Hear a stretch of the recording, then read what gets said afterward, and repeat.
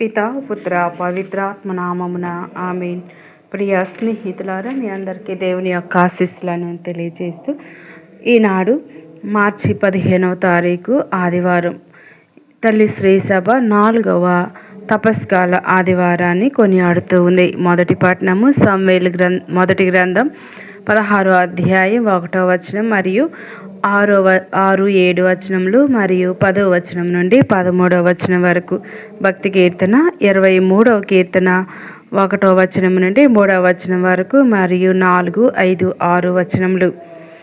రెండవ పట్టణము పునీత పౌలు ఎఫెసీయులకు రాసిన లేఖ 5వ అధ్యాయం 8వ వచనం నుండి 14వ వచనం వరకు. యోహాను సువార్త 9వ అధ్యాయం 1వ వచనం నుండి 41వ వచనం వరకు చదువుకుని ధ్యానించుదాం. ఈనాటి 4వ ఆదివార తపస్కాల ధ్యానాంశానికి మిమ్మల్ని అందరినీ కూడా ప్రేమతో ఆహ్వానిస్తూ దయగల దేవుడు ఈ వాక్యం ద్వారా మనందరినీ స్వస్థపరచుదురుగాక. ఆమేన్. ప్రియమైన దేవుని బిడ్డలారా, ప్రభు అయిన యేసుక్రీస్తు నామంలో మీ అందరికీ వందనాలు చెల్లిస్తూ ఉన్నాను. ఈరోజు మనం చదివిన దేవుని వాక్యం మన జీవితాలకు చాలా గొప్ప సందేశాన్ని ఇస్తుంది. ఈ వాక్యంలో ఒక అద్భుతం ఉంది. పుట్టుకతోనే అంధుడైన ఒక మనిషి యేసు ద్వారా చూపు పొందుతున్నాడు. కానీ ఈ కథ కేవలం శరీర అంధత్వం గురించి కాదు, ఇది ఆధ్యాత్మిక అంధత్వం గురించి కూడా చెబుతుంది. ఈ ప్రపంచంలో చాలామంది కళ్ళతో చూస్తూ ఉన్నారు, కానీ నిజమైన సత్యాన్ని చూడలేకపోతూ ఉన్నారు. అందుకే యేసు ప్రభు ఇలా అంటూ ఉన్నారు, నేనే లోకానికి వెలుగు. యేసు మన బాధను గమనిస్తాడు. వాక్యంలో మొదట మనం చూస్తున్నది, యేసు ఒక అంధుని గమనించాడు. అతను పుట్టుకతోనే అంధుడు. సమాజం అతన్ని పట్టించుకోలేదు, కానీ యేసు అతన్ని చూశాడు. ఒక చిన్నపిల్లవాడు స్కూల్లో ఒంటరిగా కూర్చొని ఉండేవాడు. ఎవరు అతనితో మాట్లాడరు. ఒక టీచర్ అతన్ని దగ్గరకు పిలిచి అడిగింది, ఎందుకు నీవు ఎంత మౌనంగా ఉన్నావు? ఆ బాలుడు చెప్పాడు, ఎవరు నన్ను గమనించరు. ప్రియమైన వాళ్ళరా, మన జీవితంలో కూడా కొన్నిసార్లు మనకు అలాగే అనిపిస్తూ ఉంటుంది. ఎవరు నన్ను అర్థం చేసుకోవడం లేదు, ఎవరు నా బాధను గమనించడం లేదు. కానీ దేవుడు మనలను గమనిస్తాడు. బాధ కారణం గురించి ప్రశ్న శిష్యులు యేసును అడిగారు. ఇతను ఎందుకు అంధుడిగా పుట్టాడు? ఇతని పాపమా లేక తల్లిదండ్రుల పాపమా? మనుషులు కష్టాన్ని చూసినప్పుడు వెంటనే కారణం వెతుకుతారు, కానీ యేసు చెప్పాడు, ఇది దేవుని కార్యాలు బయలుపడటానికి. మన జీవితంలో కూడా కొన్ని కష్టాలు ఉంటాయి. అనారోగ్యం, కుటుంబ సమస్యలు, ఆర్థిక కష్టాలు. కానీ దేవుడు వాటిని కూడా ఆశీర్వాదంగా మార్చగలడు. యేసు లోకానికి వెలుగు. యేసు చెప్పారు, నేనే లోకానికి వెలుగు. ఒకసారి ఒక గ్రామంలో పెద్ద తుఫాను వచ్చింది. రాత్రి మొత్తం విద్యుత్ పోయింది. అక్కడ ఒక చిన్న కొవ్వొత్తి వెలిగింది. ఆ చిన్న వెలుగు ఇంట్లో ఉన్న అందరికీ ధైర్యం ఇచ్చింది. చిన్న వెలుగు కూడా చీకటిని తొలగిస్తుంది. అలాగే యేసు మన జీవితంలోనికి వచ్చినప్పుడు భయం తొలగిపోతుంది, నిరాశ తొలగుతుంది, పాపం తొలగిపోతుంది. యేసు నేలపై మట్టి చేసి అంధుడిని కాళ్ళపై పెట్టాడు. తర్వాత ప్రభు అంటూ ఉన్నారు, సిలోవ కొండలో కడుక్కునుము.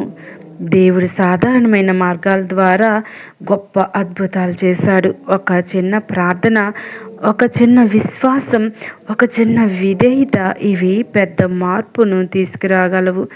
ఆ మనిషి యేసును ప్రశ్నించలేదు. అతడు వెళ్ళి కడిగాడు. అతడు తిరిగి వచ్చినప్పుడు అతని కళ్ళు తెరుచుకున్నాయి. మన జీవితంలో కూడా కొన్ని విషయాలు చెబుతూ ఉన్నారు. ప్రార్థించు, క్షమించు, ప్రేమించు, పాపాన్ని వదిలే. మనం విధేయతతో వింటే దేవుని అద్భుతాలు చూస్తాం. మారిన జీవితాన్ని మనం చవి చూస్తాం. ఆ మనిషి జీవితం పూర్తిగా మారిపోయింది. ప్రజలు ఆశ్చర్యపోయారు, ఇతనే ఆ అంధుడా? దేవుడు మన జీవితాన్ని మార్చినప్పుడు మన కుటుంబం, మన స్నేహితులు, మన సమాజం అందరూ ఆశ్చర్యపోతారు. పరిసయ్యుల యొక్క అంధత్వం మనం గమనించినట్లయితే పరిసయ్యులు అద్భుతాన్ని చూసినా నమ్మలేదు. ఇది ఆధ్యాత్మిక అంధత్వం. కళ్ళు ఉన్నా సత్యాన్ని చూడలేకపోవడం. మన జీవితంలో కూడా ఇలా జరగవచ్చు. గర్వం, అసూయ, కఠినమైన హృదయం ఇవి మనలను ఆధ్యాత్మిక అంధులుగా చేస్తాయి. ఆ మనిషి చెప్పిన మాట గొప్పది, నేను అంధుడిని, ఇప్పుడు చూస్తూ ఉన్నాను. ఇది గొప్ప సాక్ష్యం. మన జీవితంలో దేవుడు చేసిన మార్పును చెప్పడం ఇది ఒక శక్తివంతమైన సాక్ష్యం.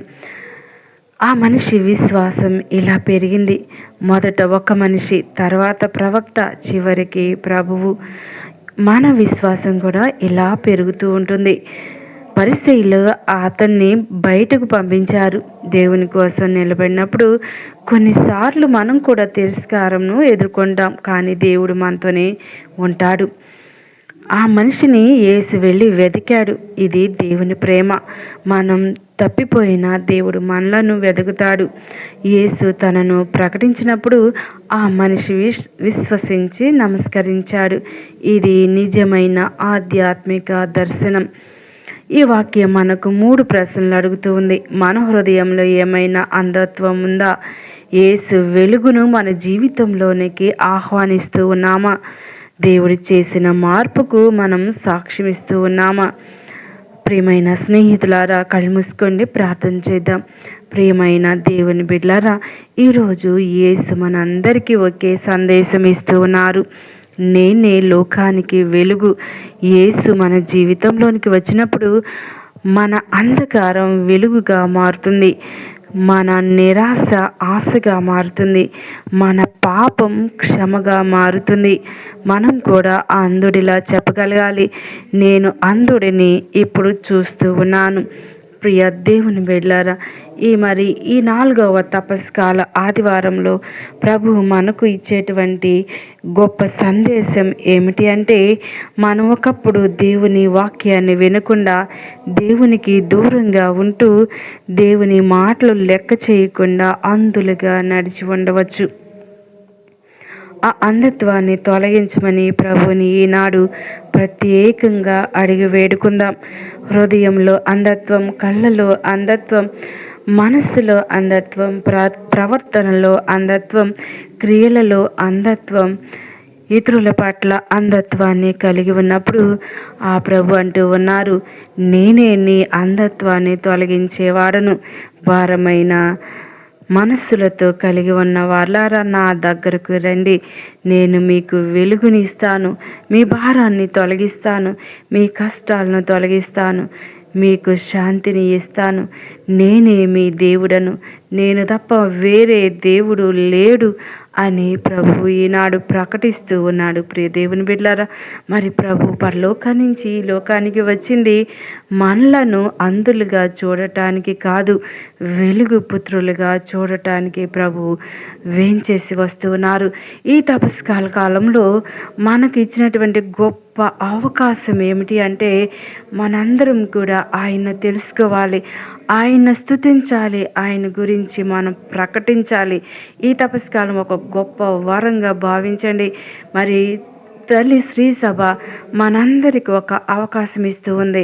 హృదయ పరివర్తన చెంది ప్రభువుని సేవించు, ఆరాధించు, ఘనపరచుమని ప్రభు తప్ప మనకి వేరే దేవుడు లేడని ప్రకటిస్తూ ఉంది. ప్రియ దేవుని బిడ్డలారా, వినండి, ఆరాధించండి, జీవితాన్ని మార్చుకోండి. అదే ప్రభు మనల్ని పదే పదే కోరుతూ ఉన్నాడు. మన హృదయంలో, మన కుటుంబంలో, మన సమాజంలో ఉన్న అంధత్వాన్ని తొలగించమని ప్రత్యేకంగా యేసయ్యను వేడుకుందాం. కళ్ళు మూసుకొని ప్రియ స్నేహితులారా, మీలో ఎటువంటి అంధత్వం ఉంది? గర్వం లాంటి అంధత్వమా? అసూయ లాంటి అంధత్వమా? నిరుద్యోగం లాంటి అంధత్వమా? లేమితనమా? పేదరికమా? అడుగు ప్రభుని. ప్రభు ఈనాడు దయచేస్తాడు. గుడ్డివానికి చూపుని దయచేశాడు. మనకు కూడా కావలసినవి అడగక మునిపే దయచేసే దేవుణ్ణి నమ్మి విశ్వసించి దీవెనలు పొందుకుందాం. ఈ దయగల దేవుడి తపస్కాలంలో మన ప్రార్థన జీవితాన్ని, మన దాన ధర్మాలను, పశ్చాత్తాప క్రియలను ప్రీతితో స్వీకరించుదురుగాక. ఆమేన్. పితా, పుత్ర, పవిత్ర